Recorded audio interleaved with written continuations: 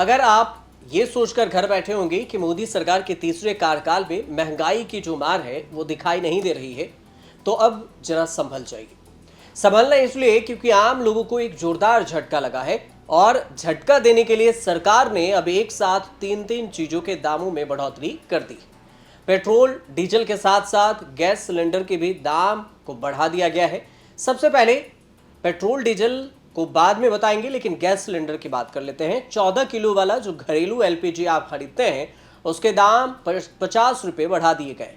और इसके बाद उज्ज्वला योजना के तहत जो मिलने वाले गैस सिलेंडर है, एलपीजी सिलेंडर, वो 503 रुपये से बढ़कर अब 553 रुपये कर दिया गया है।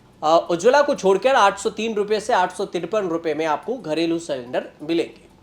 पेट्रोलियम मंत्री हरदीप सिंह पुरी ने मीडिया से बातचीत करते हुए यह साफ बता दिया कि अंतर्राष्ट्रीय कीमतें बढ़ रही है तो फिर हमारे यहाँ कीमतें घट क्यों रही। और हमने ये फैसला किया है कि रसोई गैस की कीमत में 50 रुपए की बढ़ोतरी की जाएगी और हमारे पास उज्ज्वला योजना के तहत 10 करोड़ से अधिक लाभार्थी हैं, तो हमने गैस की कीमत को बढ़ा दिया। हरदीप सिंह पुरी का बयान सुनिए। The price of LPG. Now, LPG is the product which comes out of a refinery. When crude oil is refined, LPG comes out. Petrol and diesel are also products of refineries. The international price of LPG, which has been determined by the Saudi CP international benchmark, has been going up. It went up from 415 metric tons dollars per metric ton. और आपको यह भी बता दें कि प्रधानमंत्री उज्ज्वला योजना PMUY के तहत गरीब औरतों को फ्री में, जो गरीब महिलाएं हैं उन्हें फ्री में एलपीजी सिलेंडर दिया जाता है ताकि उन्हें साफ सुथरा खाना पकाने और ईंधन यानी कि एलपीजी मिल सके और बाकी चीजों से छुटकारा हो जाए। एलपीजी के दाम कहां कितने बढ़े हैं, अगर इसे पहले जान लेते हैं, उसके बाद आपको बताएंगे कि आखिर एलपीजी सिलेंडर की कीमतें कैसे बढ़ती है, कौन तय करता है।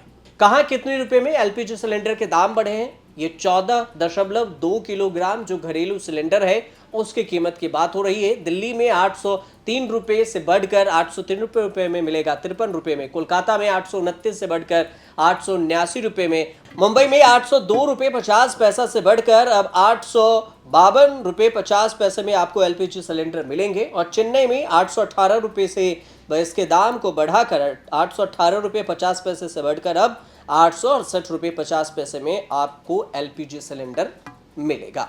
अब आपको यह भी बता दें कि सरकार ने पेट्रोल और डीजल पर उत्पाद शुल्क 2-2 रुपये प्रति लीटर बढ़ा दिया है, लेकिन आपको यह भी जानकर हैरानी होगी कि पेट्रोल पर उत्पाद शुल्क को बढ़ाकर 13 रुपये प्रति लीटर कर दिया गया है और डीजल पर 10 रुपये प्रति लीटर इसे बढ़ा दिया गया है। हालांकि एक्साइज ड्यूटी बढ़ाने के बावजूद भी पेट्रोल और डीजल की जो कीमतें हैं उसकी खुदरा कीमतों पर बढ़ोतरी नहीं होगी।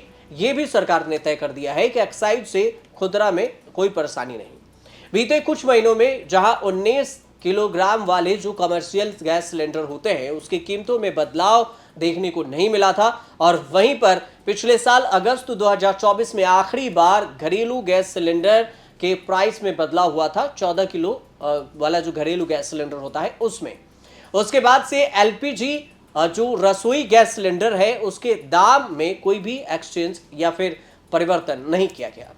अब एलपीजी के दाम में जो देखें तो कांग्रेस ने मोर्चा खोल दिया। जैसे ही गैस के दामों में बढ़ोतरी हुई तो सोशल मीडिया पर मल्लिकार्जुन खड़गे ने एक पोस्ट किया और लिखा कि वाह मोदी जी वाह, मई 2014 में मुकाबले अंतर्राष्ट्रीय कच्चे तेल की कीमत 41% की गिरावट आई है और पर आपकी जो लुटेरी सरकार है उसने पेट्रोल डीजल के दाम कम करने के बजाय 2-2 रुपये सेंट्रल एक्साइज ड्यूटी बढ़ा दी है।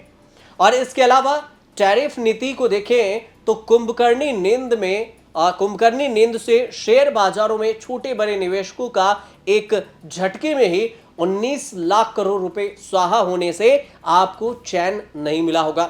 मल्लिकार्जुन खड़गे ने एक अलग पोस्ट किया और इसमें एलपीजी गैस सिलेंडर को लेकर उन्होंने लिखा कि एलपीजी गैस सिलेंडर की जो कीमतें हैं वो कम होनी थी, लेकिन मोदी जी इस बार तो महंगाई का चाबुक उज्ज्वला के गरीब महिलाओं के जो बचत है उस पर भी आपने चला दिया। लूट वसूली हेराफेरी सब मोदी सरकार के जो पर्याय हैं वो बन चुके हैं। और इसके अलावा जो कांग्रेस है, कांग्रेस ने भी सोशल मीडिया प्लेटफॉर्म पर पोस्ट किया और लिखा कि आज कच्चा तेल 4 साल के सबसे निचले स्तर पर पहुंच गया है और कहा मोदी सरकार को पेट्रोल डीजल के दाम कम करने चाहिए थी, लेकिन इसका फायदा आपको देना चाहिए था और लेकिन सरकार नहीं दी। पर इसके बजाय सरकार ने, मोदी सरकार तो खुद ही वसूली करने में लग गई है और पेट्रोल डीजल पर एक्साइज ड्यूटी 2 रुपए बढ़ा दी गई है और ढोल पीटा जा रहा है कि इसका असर जनता पर नहीं पड़ेगा।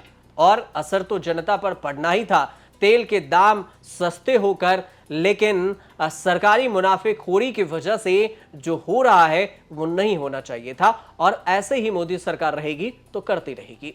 कुल मिलाकर कांग्रेस ने मोदी सरकार को एलपीजी के गैस सिलेंडर में जो दाम में बढ़ोतरी हुई है उसको लेकर लपेटा है। अब कैसे तय होती है एलपीजी की जो कीमत है, दिनों दिन क्यों महंगी होती जा रही है, ये भी समझिए।